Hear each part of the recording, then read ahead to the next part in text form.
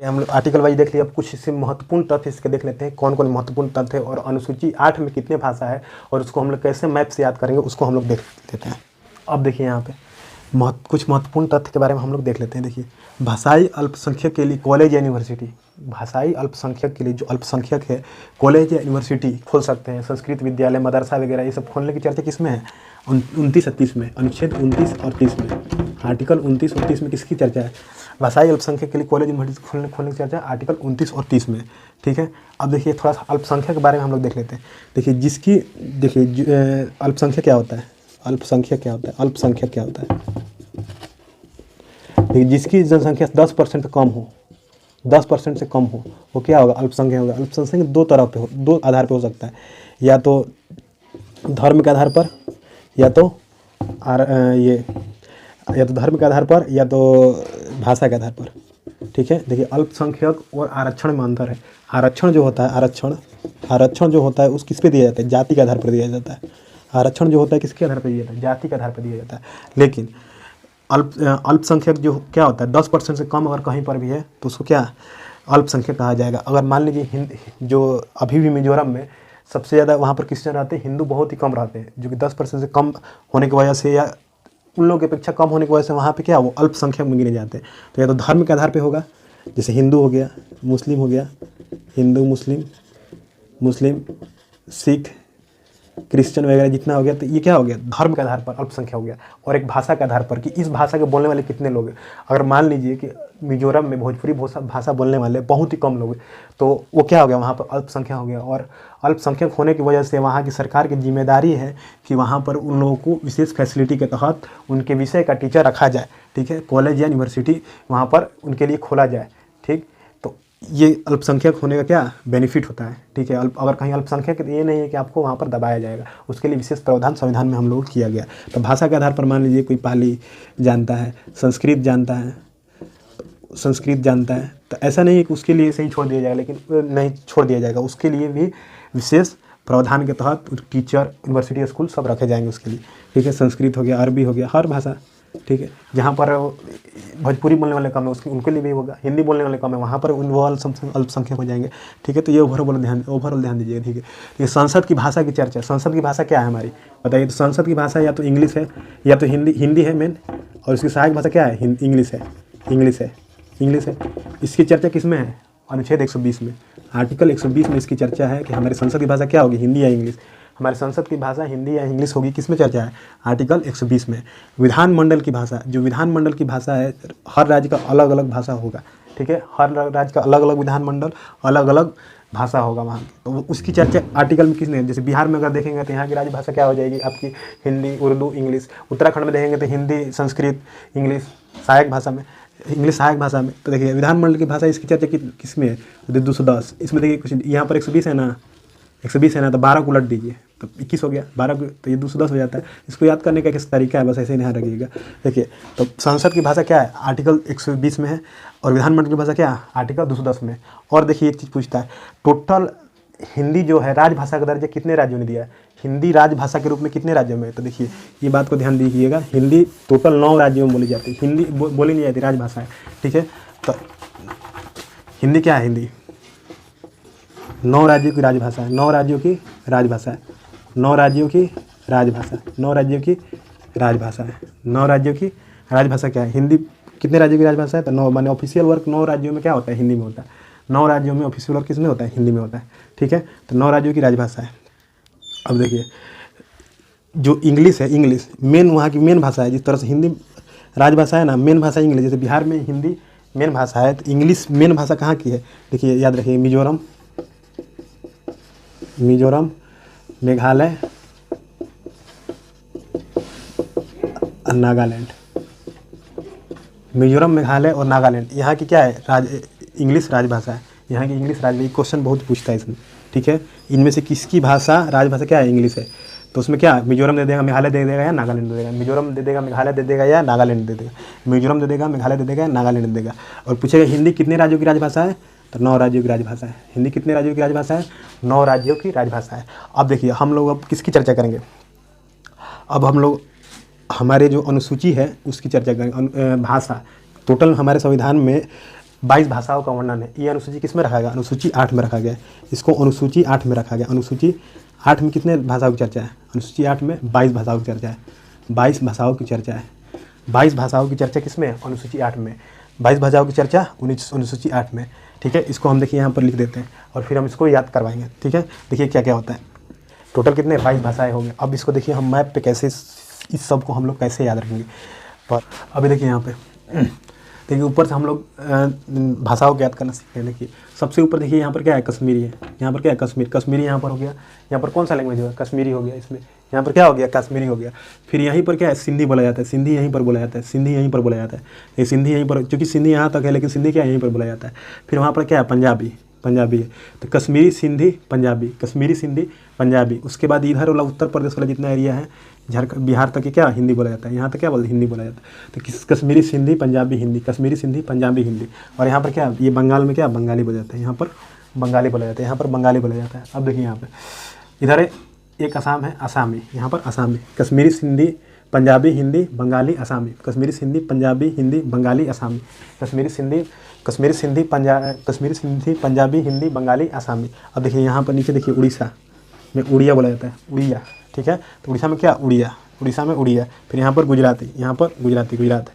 यहाँ पर गुजराती। फिर यहाँ पर मराठी। फिर यहाँ पर क्या? मराठी। यहाँ पर मराठी। देखिए ऊपर देखिए कश्मीरी, सिंधी, पंजाबी, हिंदी, बंगाली, असमी, उड़िया, गुजराती, मराठी। उड़िया, गुजराती, मराठी। उड़िया, गुजराती, मराठी। अब देखिए नीचे वाला कैसे याद करेंगे। यहाँ पर देखिए मराठी हो गया यहाँ पे। अब देखिए यहाँ पर कन्नड़, यहाँ पर तेलुगु, यहाँ पर तमिल, यहाँ पर मलयालम। कन्नड़, तेलुगु, तमिल, मलयालम। कन्नड़, तेलुगु, तमिल, मलयालम। कन्नड़, तेलुगु, तमिल, मलयालम। कन्नड़, तेलुगु, तमिल, मलयालम। कन्नड़, तेलुगु, तमिल, मलयालम। एक टोटल यहाँ पर कश्मीरी, सिंधी, पंजाबी, हिंदी, बंगाली, असमी, उड़िया, गुजराती, मराठी, कन्नड़, तेलुगु, तमिल, मलयालम। कन्नड़, तेलुगु, तमिल, मलयालम। इतना लोग यहाँ तक हो गया तमिल, मलयालम। देखिए सब एकदम ऑर्डर में लिखे हैं इसको। देखिए ऑर्डर में लिखे यहाँ पर कश्मीरी, सिंधी, पंजाबी, हिंदी, बंगाली, असमी, उड़िया, गुजराती, मराठी, कन्नड़, तेलुगु, तमिल, मलयालम। अब देखिए उसके बाद उर्दू, संस्कृत। ये 2 पेयर याद रखिए। उर्दू, संस्कृत। उर्दू, संस्कृत का पेयर याद रखिए। उर्दू, संस्कृत, उर्दू, संस्कृत 5-5 बार बोलिएगा, दिमाग में घुस जाएगा। उर्दू, संस्कृत, उर्दू, संस्कृत। यहाँ पर उर्दू, संस्कृत हो गया। फिर उसके बाद देखिए नेपाली, मणिपुरी, कोंकणी। नेपाली, मणिपुरी, कोंकणी। नेपाली, मणिपुरी, कोंकणी। नेपाली, मणिपुरी, कोंकणी। नेपाली, मणिपुरी, कोंकणी। यहाँ पर 2, यहाँ पर 3 और इसके बाद 4 बोडो, डोगरी, मैथिली, संताली। बोडो, डोगरी,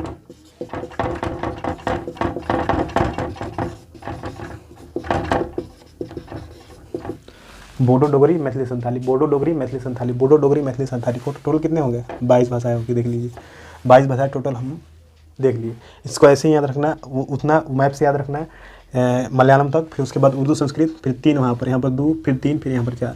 उर्दू, संस्कृत, नेपाली, मणिपुरी, कोंकणी, बोडो, डोगरी, मैथिली, संताली। बोडो, डोगरी, मैथिली, संताली। बोडो, डोगरी, मैथिली, संताली। बोडो, डोगरी, मैथिली, संताली। बताए थे कौन कौन जगह इंग्लिश बोला जाता है। देखिए मैप से थोड़ा सा उसको देख लेते हैं एक बार। कौन कौन जगह इंग्लिश बोला जाता है। कौन जगह इंग्लिश बोला जाता है। देखिए यहाँ पर मिजोरम है। ठीक है, यहाँ पर इंग्लिश बोला जाता है मिजोरम में। फिर यहाँ पर मेघालय में इंग्लिश बोला जाता है। और फिर नागालैंड में इंग्लिश बोला जाता है। फिर यहाँ पर नागालैंड में इंग्लिश बोला जाता है। यहाँ पर किस में? नागालैंड में इंग्लिश बोला जाता है। देखिए यहाँ पर मिजोरम में इंग्लिश बोला जाता है। फिर यहाँ पर मेघालय में इंग्लिश बोला जाता है। और यहाँ पर नागालैंड में इंग्लिश बोला जाता है। ये तीनों याद रखिए, मिजोरम, मेघालय, नागालैंड। यहाँ पर तीनों जगह क्या इंग्लिश बोला जाता है। तीनों जगह इंग्लिश बोला जाता है। और एक इधर ध्यान रखिए, इधर ध्यान रखिएगा, ये 4 लैंग्वेज जो है कन्नड़, तेलुगु, तमिल, मलयालम। कन्नड़, तेलुगु, तमिल, मलयालम, ये चारों भाषा को द्रविड़ भाषा बोला जाता है। और चारों भाषा को क्या बोला जाता है? द्रविड़ भाषा बोला जाता है। द्रविड़ भाषा जो आर्य लोग आए थे वो इन्हीं चारों भाषा को लेके आए थे। देखिए ये चारों भाषा जो है कन्नड़, तेलुगु, तमिल, मलयालम। कन्नड़ क्या है? कर्नाटक में बोला जाता है। तमिल, तेलुगु आंध्र प्रदेश में। तमिल, तमिलनाडु में। मलयालम केरल में। कन्नड़ देखिए कर्नाटक से रिलेटेड याद हो जाएगा। तमिलनाडु जो है तेलुगु जो क्या है? आंध्र प्रदेश में बोला जाता है। आंध्र प्रदेश वाले में बोला जाता है। और है यहाँ पर क्या नीचे वाले में तमिल, तमिलनाडु से तमिल। और यहाँ पर मलयालम। ये चारों भाषाएं क्या है? द्रविड़ भाषा है। चारों भाषाएं क्या है? द्रविड़ भाषा है। और इन्हीं देखिए टोटल एक होता है क्लासिकल लैंग्वेज, शास्त्रीय भाषा। तो शास्त्रीय भाषा जो बहुत प्राचीन भाषा होती है, 1520 पूर्व की पहले की भाषा थी। तो ये 4 भाषाएं, ये इसको याद रखिएगा। क्लासिकल भाषा में टोटल 6 है, जिसमें 4 यहीं आता है, कन्नड़, तेलुगु, तमिल, मलयालम। कन्नड़, तेलुगु, तमिल, मलयालम। कन्नड़, तेलुगु, तमिल, मलयालम में 4 उस शास्त्रीय भाषा में 4 भाषा यहाँ पर है। और एक होता है आपका उड़िया और एक होता है संस्कृत। उड़िया, संस्कृत 6 प्राचीन भाषा है, जिसको हम लोग शास्त्रीय भाषा बोलते हैं। शास्त्रीय भाषा बोलते हैं। शास्त्रीय यानी शास्त्रीय क्लासिकल लैंग्वेज बोलते हैं, क्लासिकल लैंग्वेज बोलते हैं, क्लासिकल लैंग्वेज बोलते हैं, क्लासिकल लैंग्वेज बोलते हैं। देखिए कौन कौन हो जाता है, कन्नड़, यहाँ पर फिर तेलुगु, तमिल, मलयालम, कन्नड़, तेलुगु, तमिल, मलयालम, ये 4 हो गया। और देखिए एक को ध्यान रखिएगा ऐसे, देखिए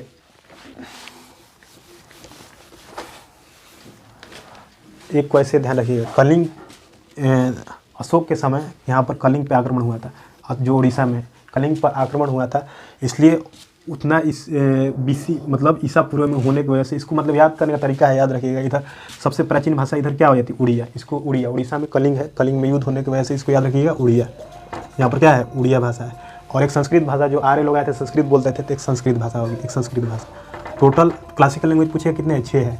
टोटल क्लासिकल लैंग्वेज कितने, 6 है। उसमें क्या है, कन्नड़, तेलुगु, तमिल, मलयालम, उड़िया, संस्कृत। तो कन्नड़, तेलुगु, तमिल, मलयालम, उड़िया, संस्कृत। और ये पूछता है कि इंग्लिश कितने जगह बोली जाती है, तो इंग्लिश देखिए मणिपुर, मिजोरम, मेघालय और नागालैंड, ये 3 जगह क्या राजभाषा कौन सी है, इंग्लिश है। 3 जगह क्या है, राजभाषा इंग्लिश है। 3 जगह क्या है, राजभाषा इंग्लिश है। अब देखिए यहाँ पे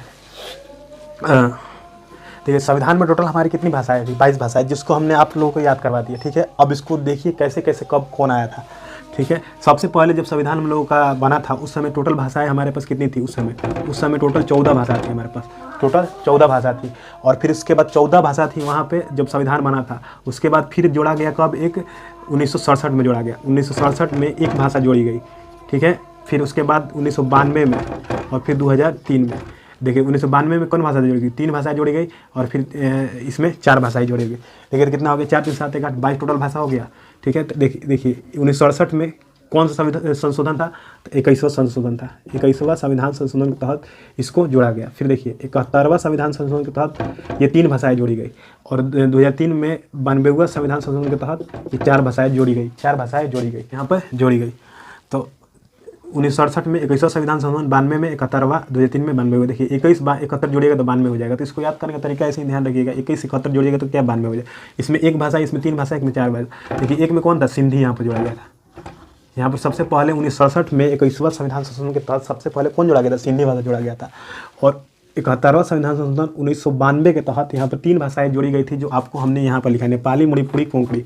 नेपाली, मणिपुरी, कोंकणी, नेपाली, मणिपुरी, कोंकणी, ये जो तीनों भाषाएं हैं कब जोड़ा गया था, 71वां संविधान संशोधन के तहत जोड़ा गया था। अब देखिए 2003 में एक 92वां संविधान संशोधन हुआ था, जिसमें 4 भाषाएं जोड़ी गई थी, जो ये आपका है बोडो, डोगरी, मैथिली, संथाली। बोडो, डोगरी, मैथिली, संथाली, ये क्या 2003 में 92वां संविधान संशोधन के तहत, 92वां संविधान संशोधन के तहत आपको जोड़ा गया था। टोटल हमारी क्या 22 भाषाएं, जो जिसको हमने आपको याद करवा दिया, ठीक है। उम्मीद करते हैं कि आपको ये सारी चीज़ें बहुत अच्छी तरह से समझ में आ गई होगी। इसी के साथ हम यहाँ पर विराम लेते हैं। जय हिंद।